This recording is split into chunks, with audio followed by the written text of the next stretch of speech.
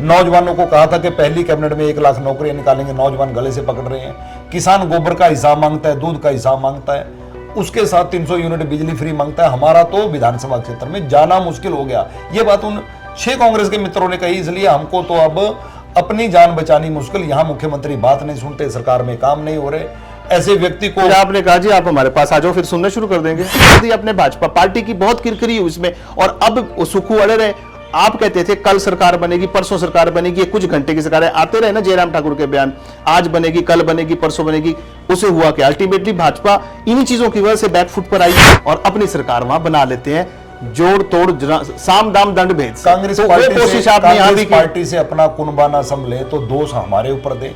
संभल मुख्यमंत्री जी से नहीं रहा, 6 विधायक उनके छोड़ के आगे, 4 जून के बाद कुछ और बता रहे हैं कि वे और भी तैयार हैं, जो कह रहे हैं कि अब इस दल में, इस पार्टी में रहने का कोई हमको मजा नहीं आ रहा है, क्योंकि ये डूब रही है, ना कोई नीति है, ना कोई नेता है। इस पुत्र ने मंत्री पद से इस्तीफा दिया, मीडिया को बुलाया, रोए और कहा कि काम तो दूर की बात, मेरे पिताजी 6 बार मुख्यमंत्री रहे, उनकी प्रतिमा के लिए हमको 2 गज जमीन नहीं दी जाती। ये जो आपने 6 विधायकों वाला हलचल पैदा कर दी पूरे हिमाचल प्रदेश में, वहां के बागी, वो उनको बागी नाम दिया गया, लेकिन अल्टीमेटली वो सारे के सारे लोग आपके पास ही आए।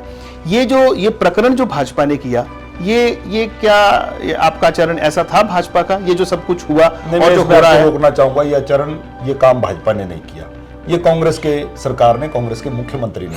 महिला दोनों जम्वाल जी, ये कैसी स्ट्रेटेजी है कि वो कंगना का कोई कनेक्ट ही नहीं है लोग पूरी मंडी संसदीय से।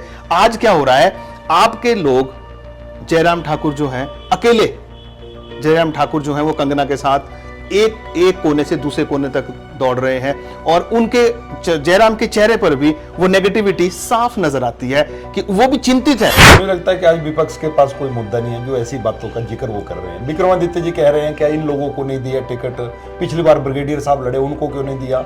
मैं उनसे पूछना चाहता हूँ कि उनके माताजी तो सांसद थी, सीटिंग सांसद है, उनको क्यों नहीं लड़ा रही है पार्टी? वो वर्तमान की सांसद मंडी संसदीय क्षेत्र के पिछले 2.5 वर्षों से सांसद है। लेकिन कांग्रेस ने सोच समझ के एक ऐसे व्यक्ति को टिकट दिया, भारतीय जनता पार्टी ने भी सोच समझ कर टिकट दिया। आप नींदे भाजपा की हुई। भारतीय जनता पार्टी की भी स्ट्रेटजी है, भारतीय जनता पार्टी की भी योजना है। जैसे हमने कंगना जी को चुनाव मैदान में उतारा, ये भारतीय जनता पार्टी की रणनीति है। लेकिन सीटिंग सांसद का टिकट काटना, हम प्रश्न पूछेंगे कि जिनके पुत्र आज पीडब्ल्यूडी मिनिस्टर है, आप हिमाचल सरकार में मंत्री हैं, आपके पास विभाग है, आप शिमला से विधायक, आप कह रहे हैं बाहरी व्यक्ति को दिया गया। विपक्ष है आप पर आरोप लगाता रहा है कि कंगना को ना किसी चीज की नॉलेज है, किसी भी चीज की नॉलेज नहीं है उन्हें, ना राजनीति की है, ना राजनेताओं की है, ना पीछे अपने देश की जो हिस्ट्री है उसके बारे में वो जानती नहीं है, पहचानती नहीं है, और जो बयान वो बाजी करती रहती है, उससे भाजपा भी चिंतित है या सिर्फ विपक्ष की चिंता है? द न्यूज़ रडार में आप सभी का स्वागत है। मैं हूं मुनीश सूद और आज मेरे साथ मौजूद हैं भाजपा के युवा तेज तर्रार नेता, सुंदरनगर के विधायक, भाजपा के मुख्य प्रवक्ता। हम आज राकेश जम्वाल से सीधी बातें करने आए हैं। हमने राकेश जम्वाल जी को बोल दिया है कि हमारे दर्शक आज जो वर्तमान राजनीति चल रही है उस पर हम आपसे सीधी बात करेंगे, हमें वो हर सवाल का जवाब जो है सीधे तौर पे देंगे, हम घुमा फिरा के कोई बात करना नहीं चाहते। जम्वाल जी, स्वागत है आपका द न्यूज़ रडार में। जैसा मैंने आपसे पहले भी कहा कि आज हम आपसे सीधी बात करेंगे, तो पहला हमारा प्रश्न है, कंगना रनौत को उम्मीदवार भाजपा ने बनाया, हाईकमांड ने बनाया, कैसे बनाया? और आज आप खुद ही देख रहे हैं कि भाजपा का जो संगठन है, भाजपा के ही अपने लोग हैं, वो कंगना रनौत को टिकट देने से खुश नहीं है, और जो मार्केट में भी बात चल रही है, जो लोगों के बीच में, जनता के बीच में भी जो बात चल रही है, वो भाजपा के हक में नहीं है। भाजपा आज मंडी के लिए बैकफुट पर नजर आ रही है। टिकट की चाह के लिए भारतीय जनता पार्टी के अनेकों कार्यकर्ता, अनेकों नेता हो सकते हैं, लेकिन अंतिम फैसला पार्टी का केंद्रीय चुनाव समिति करती है, और उस केंद्रीय चुनाव समिति में नरेंद्र मोदी जी, अमित शाह जी, राष्ट्रीय अध्यक्ष जगत प्रकाश नड्डा जी, हमारा वरिष्ठ नेतृत्व उस फैसले को करता है। टिकट का आधार सर्वे, विनिबिलिटी, युवा नेतृत्व, महिला, ये सारी चीज़ें देखी जाती हैं, और ये बात सत्य है कि पार्टी के अनेकों कार्यकर्ताओं ने भी टिकट के लिए चाहा था, अप्लाई किया था, लेकिन पार्टी के नेतृत्व ने युवा चेहरा सुश्री कंगना रनौत जी को यहाँ से प्रत्याशी बनाया। मैं भी पूरे संसदीय क्षेत्र में लगभग घूम भी रहा हूँ पार्टी के काम से, जहाँ अपने विधानसभा क्षेत्र में काम कर रहा हूँ, वहीं मंडी, कुल्लू, सारी जानकारी है। मुझे नहीं लगता कि आज कार्यकर्ताओं में कहीं पर भी निरुत्साह है, पूरा उत्साह है। क्योंकि आज ये जो चुनाव है ये इस देश के भविष्य का चुनाव है और नरेंद्र मोदी जी को प्रधानमंत्री बनाने का चुनाव है। भारतीय जनता पार्टी का एक एक कार्यकर्ता एग्रेसिव होकर विभिन्न कार्यक्रमों में आप देख सकते हैं, चाहे हमारे पन्ना प्रमुख सम्मेलन हुए, बड़े बड़े सम्मेलन हो रहे हैं जहां कंगना जी जा रही हैं, हमारे पूर्व मुख्यमंत्री जयराम ठाकुर जी जा रहे हैं, पार्टी का नेतृत्व और भी अनेकों जगह जिनकी जिम्मेदारी लगी है, हमारी भी अनेकों विधानसभा में लगी है। इस प्रकार का कहीं भी वातावरण नहीं है, आज जनमानस भी खुश है। देखिए जनवाल जी, ये सब दिखावा हो रहा है, आप जानते हैं, मैं आपको सच्चाई हम आपके सामने रखना चाह रहे हैं। जो कंगना रनौत को, जैसे विपक्ष भी आपका कह रहा है, कांग्रेस वाले भी यही कह रहे हैं कि बड़े लोगों की अनदेखी कर दी गई। वो आज अजय राणा का नाम भी ले रहे हैं, गोविंद ठाकुर का नाम ले रहे हैं, कुशाल ठाकुर का नाम लिया जा रहा है, अपने जो करसोग के हैं उनका नाम लिया जा रहा है। अब हम कांग्रेस मतलब भाजपा के पास इतना अकाल पड़ गया था कि एक पैराशूट से व्यक्ति को लाना पड़ा, और एक फिल्म, ना वो कभी भाजपा की सदस्य रही हैं और ना उनका कोई लोगों के साथ कनेक्ट है। वो एक सफल अभिनेत्री हैं जरूर हैं, लेकिन आपकी पार्टी ने ये फैसला लेके एक मुद्दा दे दिया है, विपक्ष को भी दे दिया है और अपने लोगों को भी नाराज कर लिया है। मुझे लगता है कि आज विपक्ष के पास कोई मुद्दा नहीं है जो ऐसी बातों का जिक्र वो कर रहे हैं। विक्रमादित्य जी कह रहे हैं क्या इन लोगों को नहीं दिया टिकट, पिछली बार ब्रिगेडियर साहब लड़े उनको क्यों नहीं दिया। मैं उनसे पूछना चाहता हूं कि उनके माता जी तो सांसद थी, सीटिंग सांसद है, उनको क्यों नहीं लड़ा रही है पार्टी। वो वर्तमान की सांसद मंडी संसदीय क्षेत्र के पिछले 2.5 वर्षों से सांसद लेकिन कांग्रेस ने सोच समझ के एक ऐसे व्यक्ति को टिकट दिया जिसने जनता पार्टी ने भी सोच समझ कर टिकट दिया। आप नींदे भाजपा की उड़ी। भारतीय जनता पार्टी की भी स्ट्रेटजी है, भारतीय जनता पार्टी की भी योजना है। जैसे हमने कंगना जी को चुनाव मैदान में उतारा, ये भारतीय जनता पार्टी की रणनीति है। लेकिन सीटिंग सांसद का टिकट काटना, हम प्रश्न पूछेंगे कि जिनके पुत्र आज पीडब्ल्यूडी मिनिस्टर है, आप हिमाचल सरकार में मंत्री हैं, आपके पास विभाग है, आप शिमला से विधायक, आप कह रहे हैं बाहरी व्यक्ति को दिया गया। विक्रमादित्य जी कहां से हैं? नहीं, पर विक्रमादित्य जी कहां से हैं? मैं आपसे प्रश्न पूछना चाहता हूं कि आप उनसे पूछे कि आप शिमला ग्रामीण मंडी संसदीय क्षेत्र का हिस्सा है या शिमला संसदीय, लेकिन उनका परिवार जुड़ा रहा ना इस क्षेत्र से, वो जुड़ा रहा। लेकिन हमारी कंगना जी मंडी संसदीय क्षेत्र की, मंडी जिला की सरकाघाट विधानसभा क्षेत्र की बामला की रहने वाली है। उन्होंने घर जो है मनाली में भी बनाया हुआ है, यहाँ की रहने वाली है। ये पार्टी की स्ट्रेटजी है कि हम महिलाओं को भी आगे लाने की सोच, युवाओं को भी, युवा महिला दोनों। जम्वाल जी, ये कैसी स्ट्रेटजी है कि वो कंगना का कोई कनेक्ट ही नहीं है लोग पूरी मंडी संसदीय से। आज क्या हो रहा है, आपके लोग जयराम ठाकुर जो हैं, अकेले जयराम ठाकुर जो हैं वो कंगना के साथ एक कोने से दूसरे कोने तक दौड़ रहे हैं, और उनके जयराम के चेहरे पर भी वो नेगेटिविटी साफ नजर आती है कि वो भी चिंतित है। लोग बोल रहे हैं भी ये कंगना रनौत आज की तारीख में भाजपा के गले की फांस बन गई है, खास तौर पे जयराम ठाकुर के गले की फांस बन गई है। उनका अपना राजनीतिक भविष्य आपने दांव पे लगा दिया पार्टी ने। जयराम ठाकुर जी प्रदेश के पूर्व मुख्यमंत्री हैं, वर्तमान में नेता प्रतिपक्ष हैं। आप देखेंगे जयराम जी का दौरा चंबा का भी हो रहा है, आप देखेंगे जयराम जी का दौरा शिमला का भी हो रहा है, जयराम जी का दौरा सोलन का भी हो रहा है, और मंडी उनका घर है, मंडी संसदीय क्षेत्र उनका गृह संसदीय क्षेत्र है, यहाँ भी दौरे कर रहे हैं। स्वाभाविक तौर पर जहाँ जयराम जी के कार्यक्रम बने हुए थे, ऑलरेडी हमारे पन्ना प्रमुख सम्मेलन थे, पार्टी के अनेकों कार्यक्रम थे, उसमें जयराम जी का जाना था, तो प्रत्याशी भी उसमें साथ जा रही हैं। मुझे लगता है कि ये पार्टी की अपनी योजना है, हम उस योजना के तहत काम कर रहे हैं। उनका बोलने का मतलब है वो कहते हैं जी कंगना मुंबई चली जाएगी, आप कहते हैं विक्रमादित्य शिमला चले जाएंगे। शिमला चले होगा, कंगना कहीं नहीं जाएगी। कंगना ने स्पष्ट किया है कि मैंने फिल्म जगत में एक मुकाम हासिल किया है, मेरा एक इच्छा है, मेरा एक जज्बा है कि मैं अपने क्षेत्र के लिए कुछ काम करूं। राजनीतिक क्षेत्र में काम करते हुए मैं चाहती हूं कि अपने संसदीय क्षेत्र में कुछ काम करूं। मेरा मंडी से भी, मेरा कुल्लू से भी नाता है, ये उनका ध्येय है। जवाल जी, ये तो कंगना की, आप भाजपा से हैं, प्रवक्ता हैं, आप तो आसी बात करेंगे। सच्चाई क्या है, कब से टिकट मिला है कंगना को? लगभग 1.5 महीना हो गया। 1.5 महीने से वो लोगों के बीच में घूम रही है। मीडिया इंटरेक्शन कंगना का जीरो है, वो मीडिया से बात नहीं करती हैं। उन्होंने अपनी एक एजेंसी है उसे हायर कर रखा है, नेशनल एजेंसी है उसे हायर कर रखा है। लोगों की तो बात छोड़िए, मैं तो लोगों का कनेक्ट तो बाद में होगा। आज मैं आपका साक्षात्कार कर रहा हूं, लगभग दूसरी बार कर रहा हूं। 3 बार मैं विक्रमादित्य से बात कर चुका, जयराम ठाकुर से हम कई बार बात करते हैं। आपकी कंगना रनौत ना हमसे बात करना चाहती हैं, ना हमें इंटरव्यू के लिए टाइम देती हैं, ना वो हमें जानती हैं, ना पहचानती हैं। मेरी बात नहीं है, मेरे जितने भी लोग मीडिया के हैं, सुंदरगढ़ के हैं, कुल्लू के हैं, जो भी संसदीय क्षेत्र है, वो इंटरेक्ट ही नहीं करती हैं। फिर ऐसे कैसे चलेगा? आप क्या सोचते हैं? धीरे धीरे सब चीजें होंगी। धीरे कब होगा जी? 30 दिन तो रह गए। कंगना जी को प्रत्याशी बनाया, अभी वो भारतीय जनता पार्टी ने जो कार्यक्रम रखे हैं, उन कार्यक्रमों में कभी रामपुर में है, कभी आनी में है, कभी करसोग में है, अभी लाहौल स्पीति में है। मीडिया तो सब जगह है। लगातार वो मीडिया के लोग सब जगह लगातार हैं। वो प्रवास भी कर रही हैं और मीडिया से भी मिल रही हैं। मंडी में आकर मीडिया से भी इंटरेक्ट करेंगी, सुंदरनगर में आएंगी, यहाँ भी इंटरेक्ट करेंगी। आप चिंता मत करो, सारी चीजें स्ट्रीमलाइन हो जाएंगी। रोक क्यों लगा रखी है, ऐसा क्या लगता है किसी ने आपको? रोक नहीं लगाई आपके है। कैंडिडेट को बात करने नहीं आती है? वो मीडिया से बात, वो फिल्म जगत में उन्होंने इतना बड़ा मुकाम हासिल किया है। कंगना क्या इतनी छोटी हो गई है कि वो बात ही नहीं कर सकती हैं, या इतनी बड़ी है कि हमसे बात करने में उन्हें शर्म आती है? नहीं, मुझे नहीं लगता कि मंडी में आप लोगों से अनौपचारिक बातचीत उन्होंने की। अनौपचारिक की, सिर्फ इंट्रोडक्टरी थी। अनौपचारिक बातचीत एक बार हुई है। अभी जैसे ही उनका मंडी आना होगा, एक औपचारिक बातचीत भी, एक प्रेस को भी मंडी में वो एड्रेस करेंगे। ऐसा नहीं है, हर चीज को का एक समय है, समय रहते सब चीजों को किया जा रहा है। आपको पता है ना 30 दिन बचे हैं सिर्फ। 30 दिन बहुत होते हैं। लोकसभा का चुनाव तो अभी 7 तारीख से तो नॉमिनेशन शुरू है। ये बात सत्य है कि देश में चुनाव 7 चरणों में हो रहा है, अंतिम चरण में मंडी का, इसलिए बहुत समय हमको मिल गया। नहीं तो यही हमको 25 दिन मिलते थे सारे चुनाव प्रचार के लिए।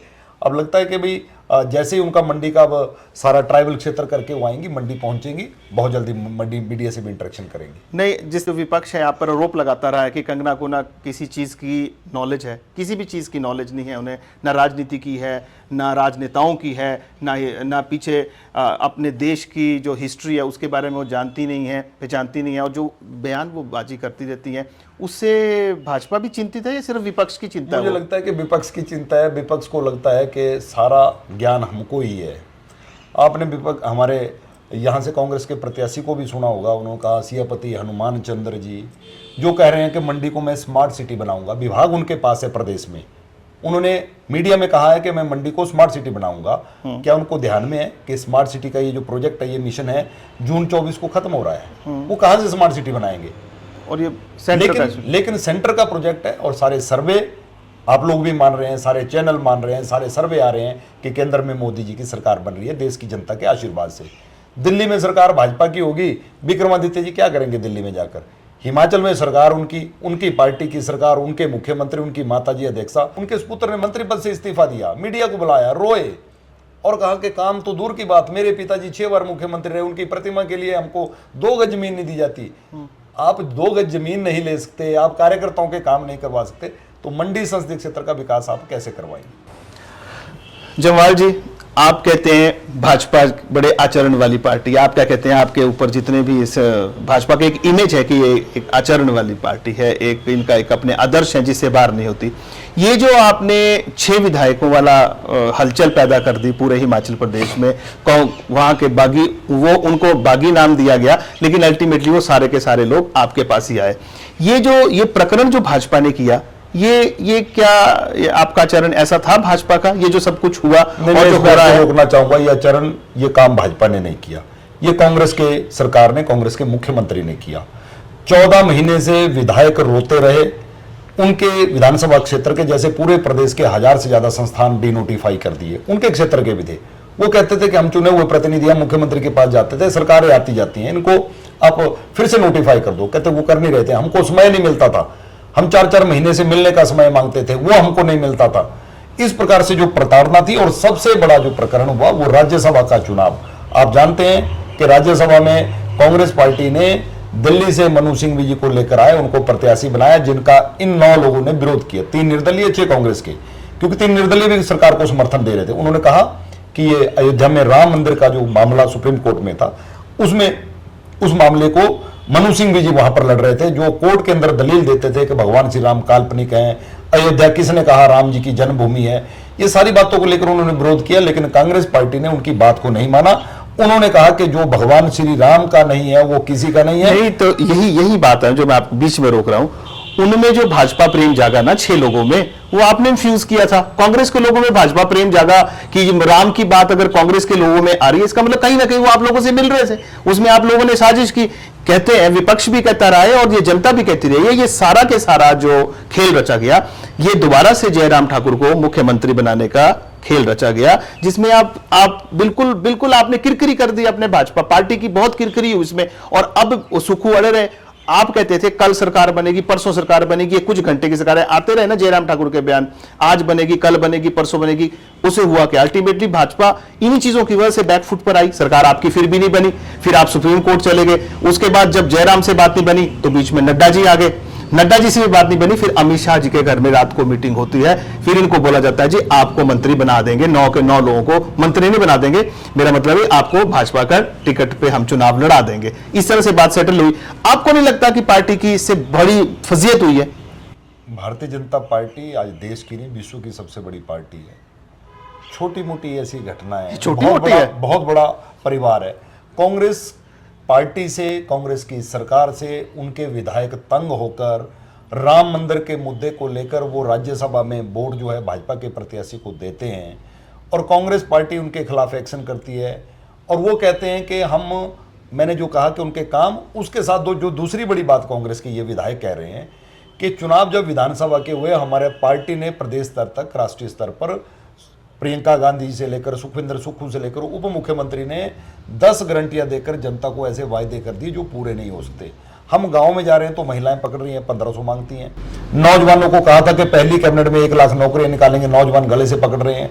किसान गोबर का हिसाब मांगता है, दूध का हिसाब मांगता है, उसके साथ 300 यूनिट बिजली फ्री मांगता है। हमारा तो विधानसभा क्षेत्र में जाना मुश्किल हो गया। ये बात उन 6 कांग्रेस के मित्रों ने कही, इसलिए हमको तो अब अपनी जान बचानी मुश्किल। यहां मुख्यमंत्री बात नहीं सुनते, सरकार में काम नहीं हो रहे, ऐसे व्यक्ति को आपने कहा जी आप हमारे पास आ जाओ, फिर सुनना शुरू कर देंगे। स्वाभाविक तौर पर जब उनको लगा कि हम इस कांग्रेस पार्टी में नहीं रहना चाहते हैं, कांग्रेस के वरिष्ठ लोग थे, आप जानते हैं सुधीर शर्मा जी पूर्व में मंत्री रहे, 5वीं बार के विधायक हैं, उनके पिताजी कांग्रेस के अध्यक्ष रहे, ऐसा व्यक्ति आज कांग्रेस छोड़ के आ गया तो उस कांग्रेस की स्थिति क्या होगी, मैं आपसे यही पूछना चाहता हूं। नहीं, बात आपने मेरी बात का जवाब नहीं दिया। देखिए, भाजपा को आज, भाजपा की जो इमेज पूरे देश में ये बन गई है कि आप लोग जो हैं, अगर आपको विपक्ष में बैठते ही आप सरकारें तोड़ देते हैं और अपनी सरकार वहां बना लेते हैं, जोड़ तोड़ साम दाम दंड भेद। कांग्रेस पार्टी से अपना कुनबा ना संभले तो दोष हमारे ऊपर दे।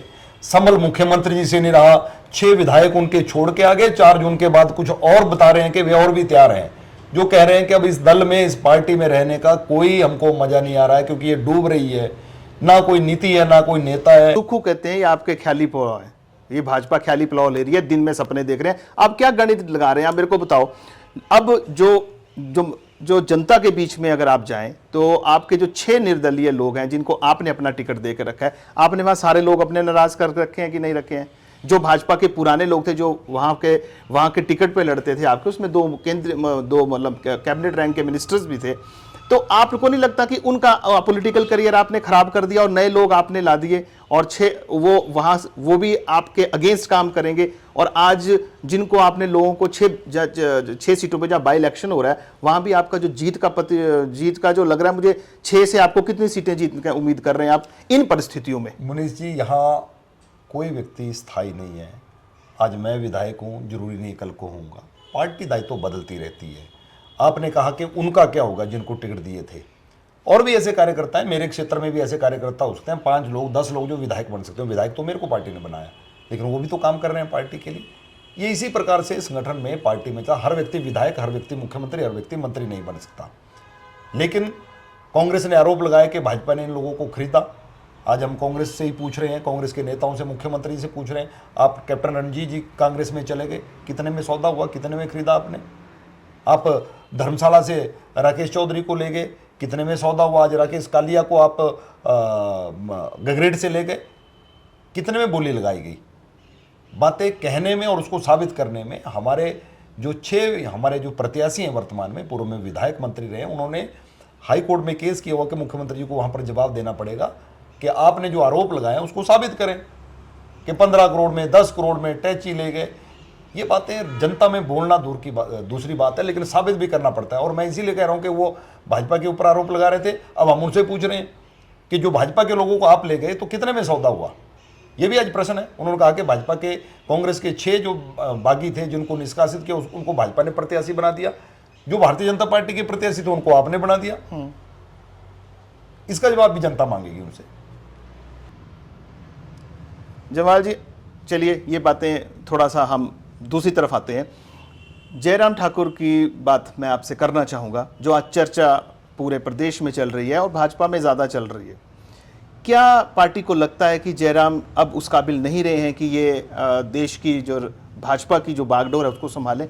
इनका कद नीचा कर दिया गया है। ऐसा माना जा रहा है कि जब 6 विधायकों को आपने टिकट देने थे तब टिकट काफ़ी देर तक होल्ड में रखे गए, बातचीत अभी तक कोई बात नहीं हो रहा जी, जब तक अनुराग ठाकुर बीच में ना आए। तो क्या अब जो जयराम ठाकुर का कद है पार्टी में वो नीचे हो गया है? जयराम ठाकुर जी हिमाचल प्रदेश में मुख्यमंत्री रहे 5 वर्ष तक, और जो काम 5 वर्षों में किया है पूरा प्रदेश उसको आज भी जान रहा है। और वर्तमान में नेता प्रतिपक्ष हैं। भारतीय जनता पार्टी के हिमाचल के सबसे वरिष्ठ नेता, मैं कहूँगा कि वर्तमान में हमारे बहुत वरिष्ठ नेता शांता कुमार जी धूमल जी हैं, लेकिन जयराम जी आज हिमाचल प्रदेश में भाजपा का विधायक दल का भी नेतृत्व कर रहे हैं। मुझे लगता है कि ऐसी बातें कहाँ से आती है कि जयराम जी का कद नीचा हो गया, कद ऊंचा हो गया। जयराम ठाकुर जी जिस कद के नेता हैं आज भी उसी कद के हैं और भविष्य में भी ऐसे रहेंगे। प्रदेश के मुख्यमंत्री थे, वर्तमान में अगर हम विपक्ष में आ गए तो नेता प्रतिपक्ष हैं। और आज अगर आप देखेंगे कि पूरे प्रदेश के कोने कोने में कोई डिमांड आती है तो जयराम जी की आती है। भरमौर में डिमांड आती है, जयराम जी की आती है। किन्नौर में आती है तो जयराम जी की आती है। आप सिरमौर चले जाएंगे तो जयराम जी, मंडी तो घर है उनका।